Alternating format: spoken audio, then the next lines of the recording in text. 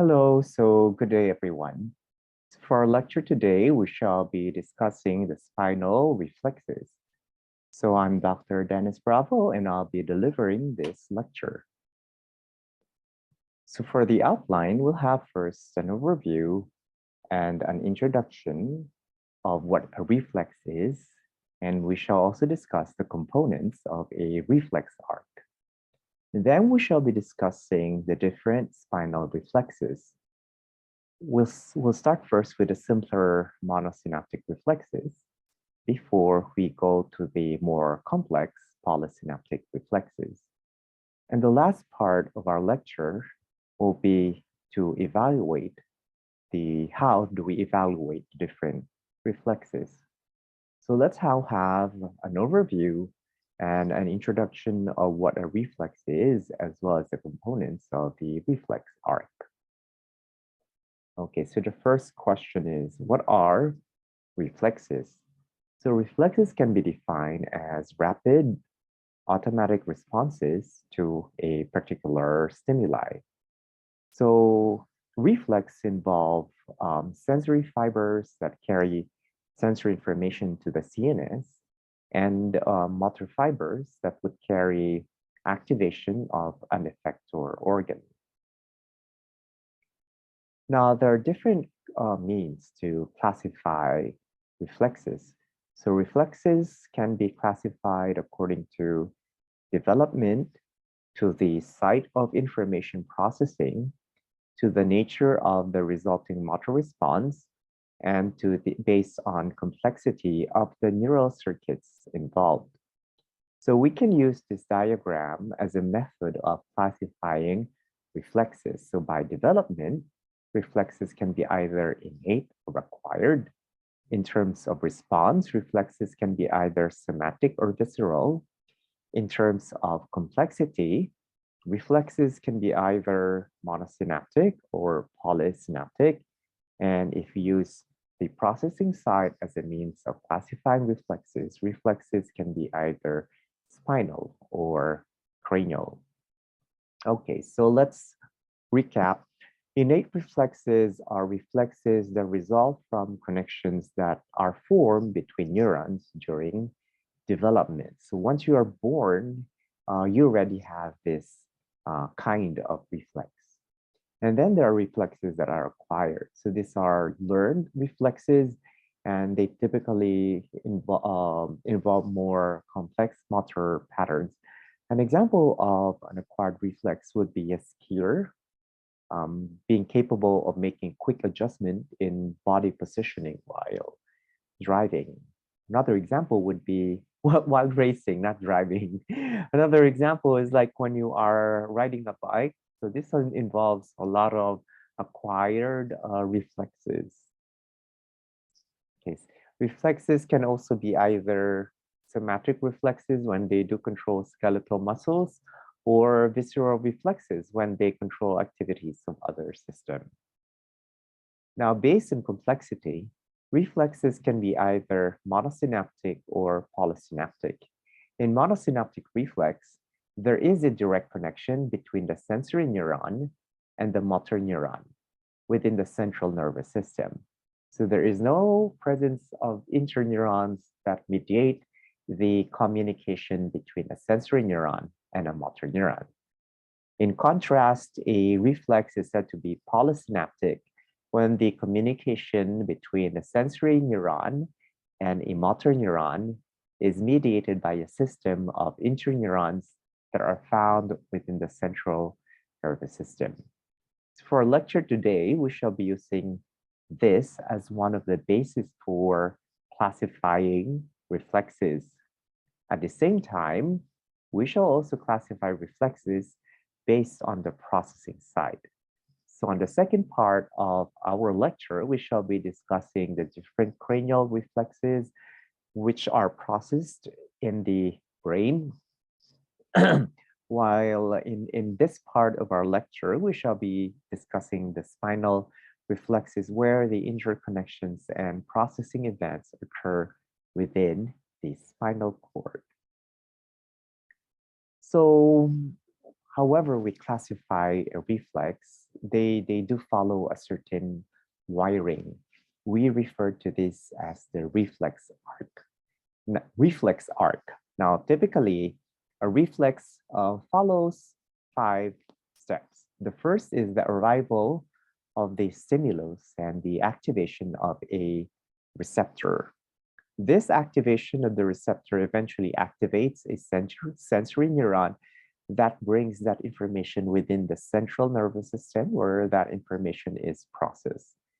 With the processing of information, this would result in the activation of a motor neuron, which in turn activates a response by an effector. So if you use a diagram to illustrate a wiring reflex, this would be the typical example. So let's say you're able to, you accidentally prick your hand with a sharp object. So this would be the first step. There would be activation of a receptor, pain receptor. So that results in the activation of a sensory neuron that brings that information within the CNS. And within the CNS, that information is processed by activation of interneurons. And those interneurons in turn activate a motor neuron, which in turn activates or synapses a skeletal muscle. This results in the contraction of the skeletal muscle, the biceps, allowing you to withdraw your hand from the painful stimulus. So this is the typical wiring of a reflex. Okay, so now let's discuss the different spinal reflexes. So like what I said, we shall be classifying reflexes based on the site of processing as well as the degree of complexity.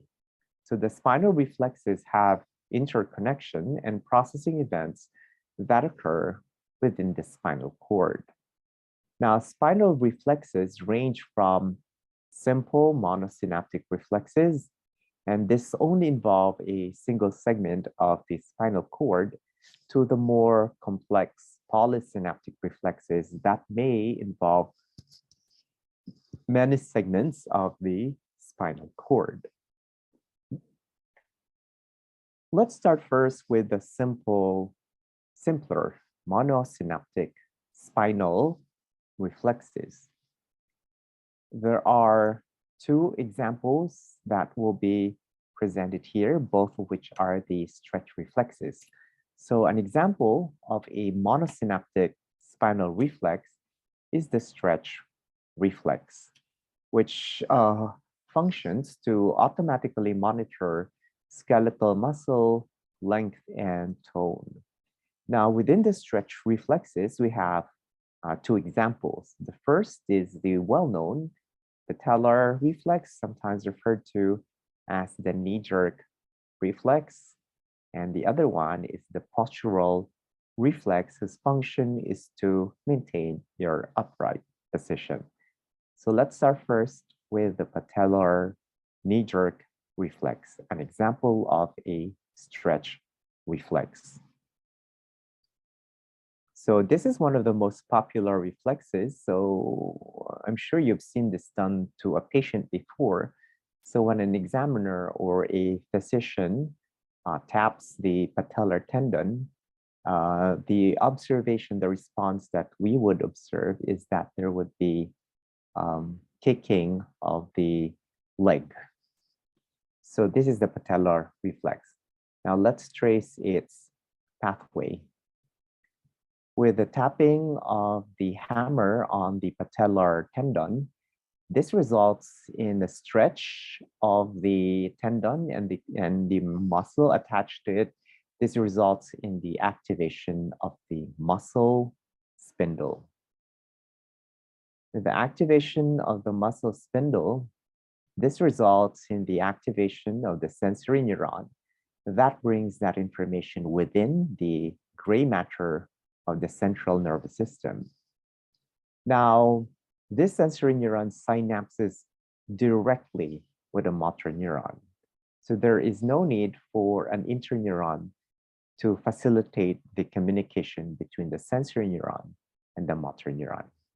Now, with the activation of the motor neuron, this results in the contraction of the effector organ. Oops, going back, in this case, the effector organ is the quadriceps, which results to its contraction, and this results in the kicking of the leg. Okay, so the next example of a stretch reflex is the postural reflex. So this is another example of a monosynaptic stretch reflex. And like what I said earlier, this is responsible for maintaining your normal upright posture. So the stretch muscle responds by contracting, and this allows you to automatically maintain your balance. So let's trace its pathway shown here. So with the stretching of the muscle, this results in the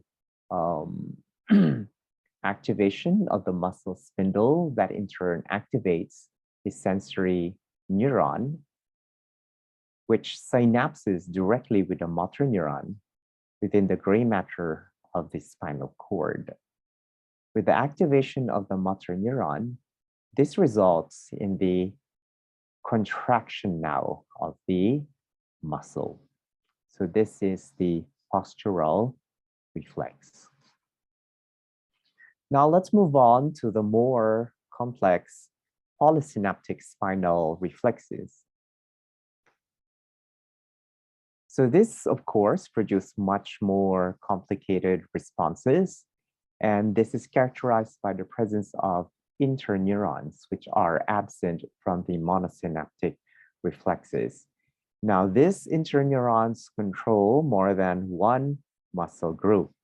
So example of polysynaptic reflexes are the withdrawal reflex, such as the flexor reflex, the cross extensor reflex, and the Golgi tendon reflex. Let's start first with the withdrawal reflex. The function of this one is to move away a body part from a painful stimulus. So the example would be a flexor reflex. So the classic example is whenever you step on a nail, this leg that has stepped on the nail steps away from it. It is withdrawn away from that painful stimuli. So the strength and the extent of the response actually depends on the intensity and the location of the stimulus. So halimbawa masyadong masakit yung pagkakatusok sa iyo ng nail, mas matindi yung degree of withdrawal of your leg from that source of painful stimulus. Let's trace this particular pathway. So of course, this results in the activation of neurons that would carry that painful stimuli to the central nervous system. And within the gray matter of the central nervous system, that sensory neuron synapses with interneurons. So take note, there is now the presence of interneurons here that mediate the communication between the sensory neuron and the motor neuron. With the activation of the motor neuron, this results in the contraction of the flexor muscles, the hamstrings, which result in their contraction. This results in the flexion of the lower extremity, allowing you to withdraw your leg from that painful stimulus. Now, to make the withdrawal very efficient, or to make the flexion of the lower extremity very efficient, the antagonistic extensor muscle have to be inhibited. So there is a corresponding inhibition of the extensor muscle. So how does that work? This is where the interneurons again would come in. This interneuron synapses with another network of interneuron. This interneuron in turn would inhibit the neurons that innervate the extensor muscle. So the overall effect is that there is inhibition of this muscle while these muscles are being stimulated. This results in a very efficient withdrawal of the leg from the painful stimulus. This is another classic example. I'm sure some of you have experienced this. Whenever you touch a hot object, the reflex is there is sudden withdrawal of your hand from that very hot object. So the pathway is very similar to the one that we have seen earlier. So the painful stimulus is carried by the sensory neuron into the spinal cord. In the gray matter of the spinal cord, the sensory neuron synapses with interneuron. This interneuron in turn activates a motor neuron, which in turn stimulates the biceps, the flexor muscle. With a contraction of the biceps, this results in the flexion of the arm, allowing you to withdraw your hand from the painful stimulus.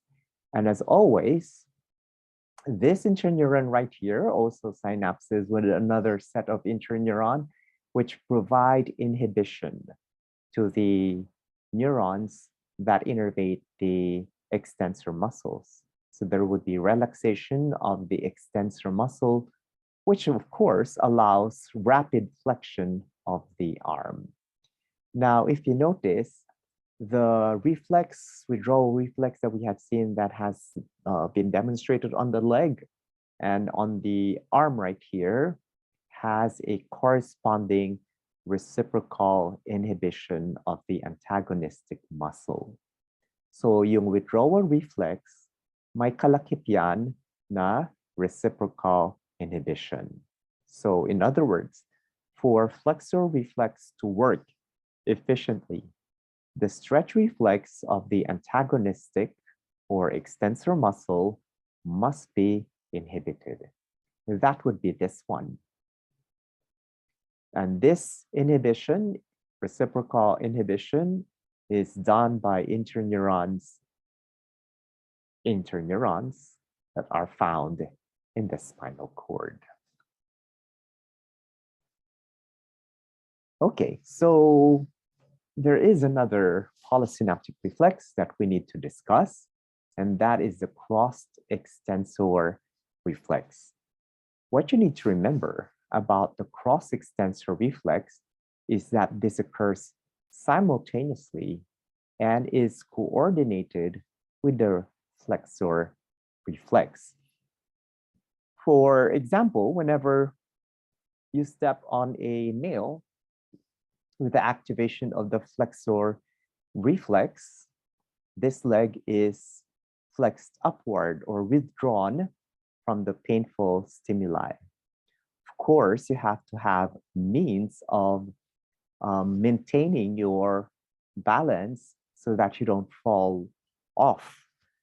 What happens is that the cross extensor reflexes the activation of the cross extensor reflexes results to the straightening of the other leg to receive the body weight whenever this leg is flexing. So it allows you to maintain your balance. Let's trace it now. Let's start first with the withdrawal reflex that we have discussed earlier. So there will be activation of the sensory neuron that carries that painful stimulus to the gray matter of the spinal cord. And within the gray matter of the spinal cord, interneurons are activated that results to the flexion of the flexors and inhibition of the extensor, allowing you to withdraw your leg efficiently from the painful stimuli. Now, of course, you have to have means of balancing yourself.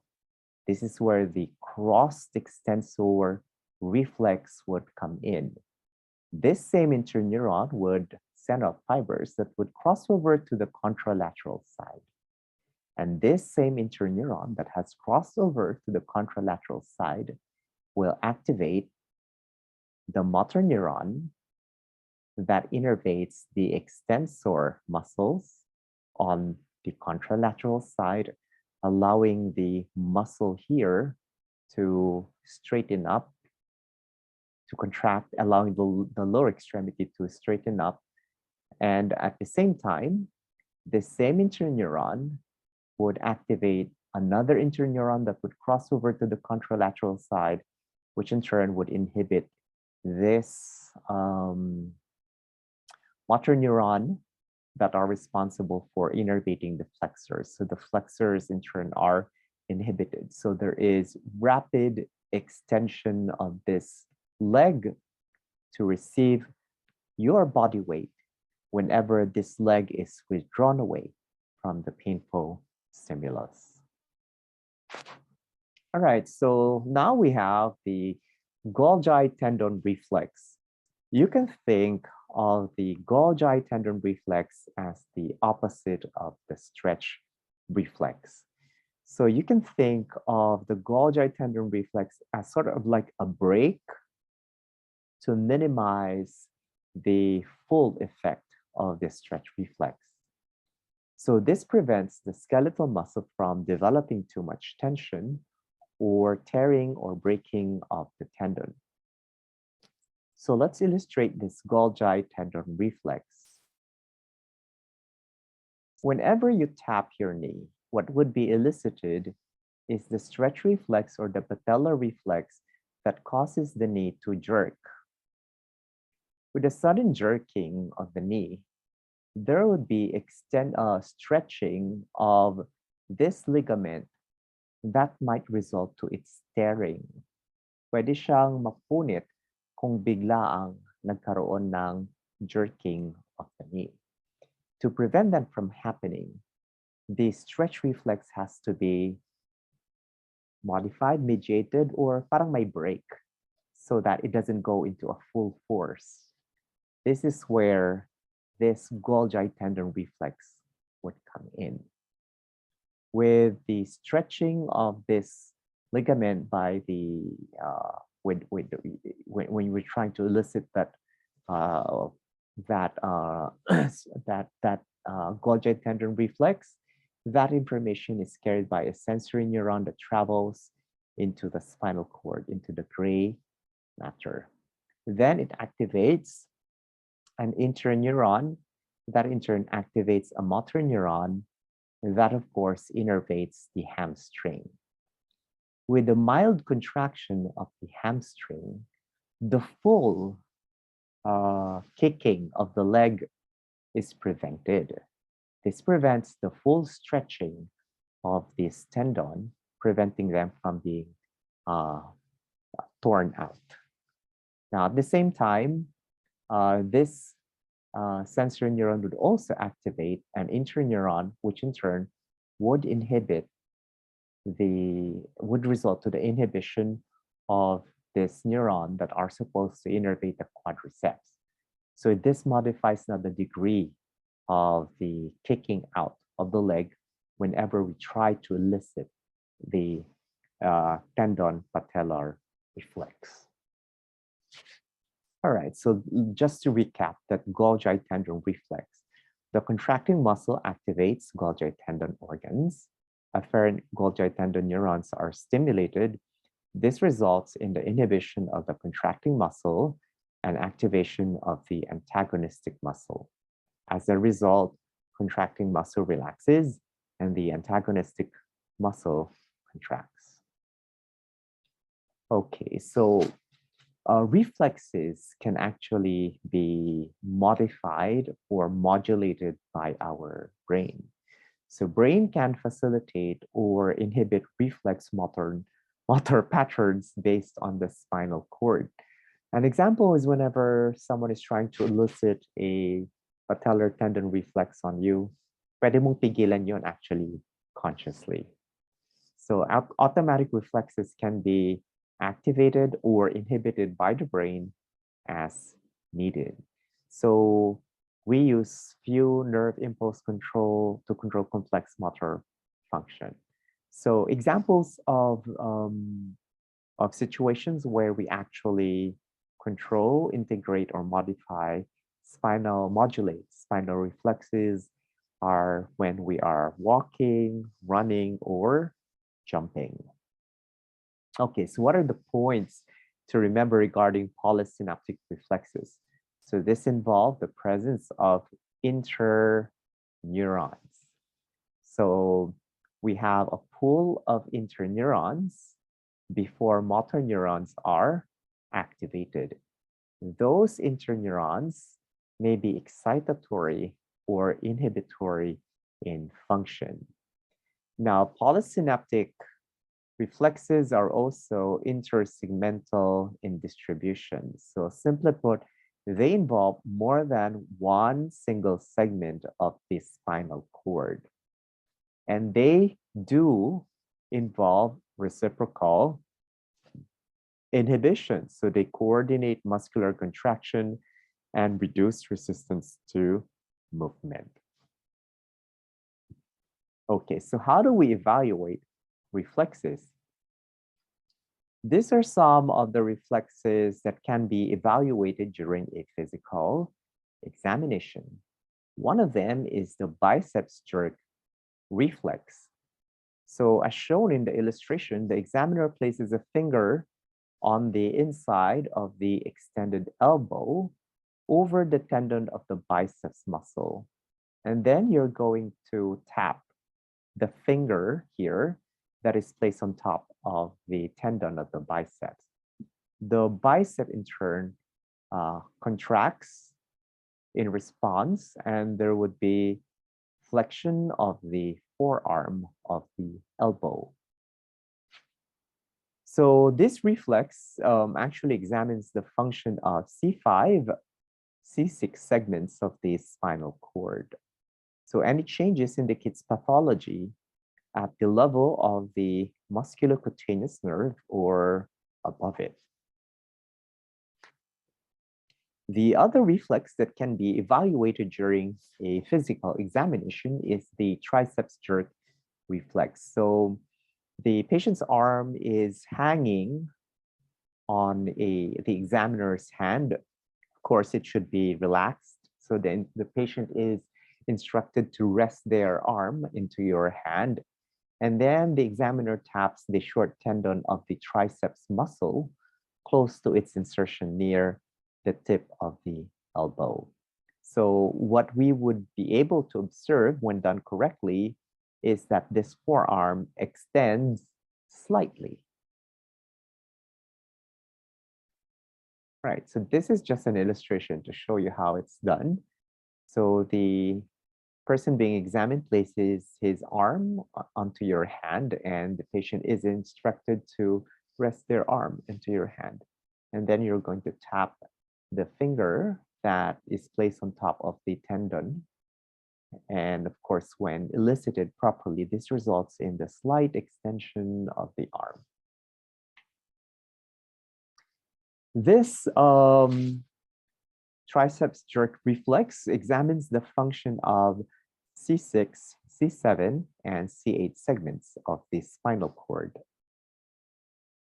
Then, of course, there's the patellar reflex that we have already discussed earlier. So this examines the function of L2, L3, and L4 segments. So as always, we ask the patient to sit down. The leg is hanging down, relaxed.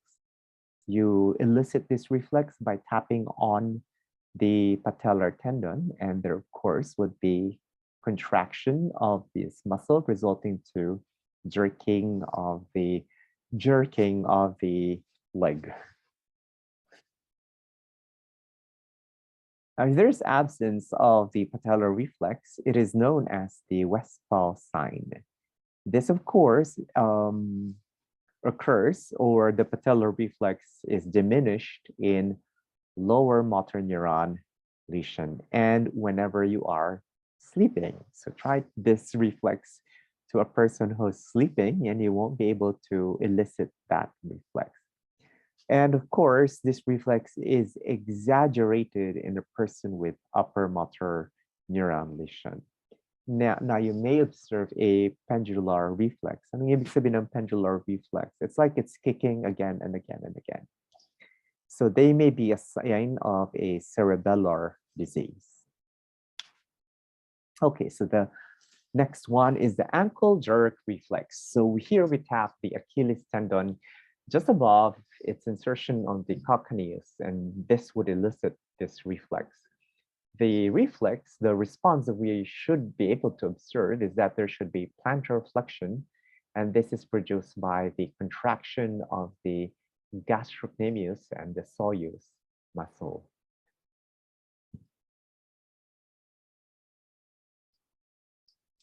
This examines the function of S1, S2 segments of the spinal cord. Now, finally, there are the superficial reflexes. So these are the reflexes, the motor responses that occur with the scraping of the skin. So they are graded simply as either present or absent. So whenever we are observing this reflex, we also observe for symmetry, because marked as asymmetrical responses should be considered abnormal as well. One of the superficial reflexes can be done by eliciting the plantar reflex.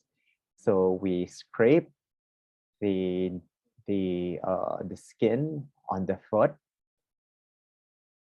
and in adults, the response that we observe is that there should be plantar flexion.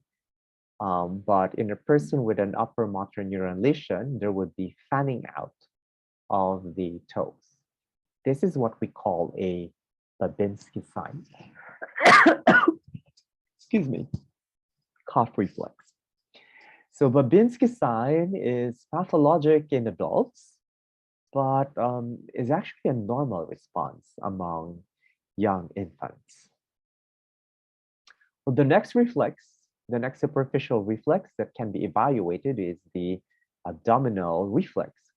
So as shown in the illustration, the examiner strokes the skin of the abdomen with the dowel pin, starting from the side of the abdomen upward towards the midline and above the umbilicus. So you try to stroke the skin here and here. And the response that we would be able to observe is that the umbilicus moves towards the stimulated region.